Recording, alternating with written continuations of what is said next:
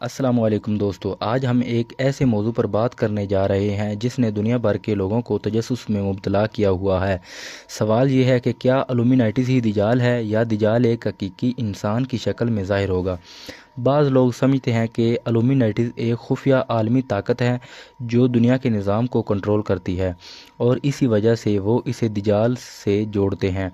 ان کے مطابق میڈیا، معیشت اور ثقافت پر اثر انداز ہونے والی تمام بعض قوتیں دجالی فتنے کی علامت ہو سکتی ہیں، لیکن جب ہم اسلامی تعلیمات اور احادیث کا مطالعہ کرتے ہیں تو ہمیں معلوم ہوتا ہے کہ دجال ایک حقیقی انسان کی شکل کے طور پر بیان کیا گیا ہے جو آخری زمانے میں ظاہر ہوگا اور لوگوں کو بڑے بڑے فتنوں میں مبتلا کرے گا۔ اس کا مطلب یہ نہیں کہ دنیا میں موجود ہر گمراہ کن نظام طاقت ہے یا ضرر۔ ممکن ہے کہ کچھ نظریات، تنظیمیں یا طاقتیں دجالی فتنے کے لیے ماحول ہموار کر رہی ہوں، لیکن اسلامی روایت کے مطابق دجال خود ایک مخصوص شخصیت ہوگی، محض کوئی تنظیم یا خفیہ گروہ نہیں۔ اب سوال یہ ہے کہ حقیقت کیا ہے؟ کیا الومینائٹس صرف ایک سازشی نظریہ ہے یا واقعی اس کے پیچھے کوئی طاقت موجود ہے؟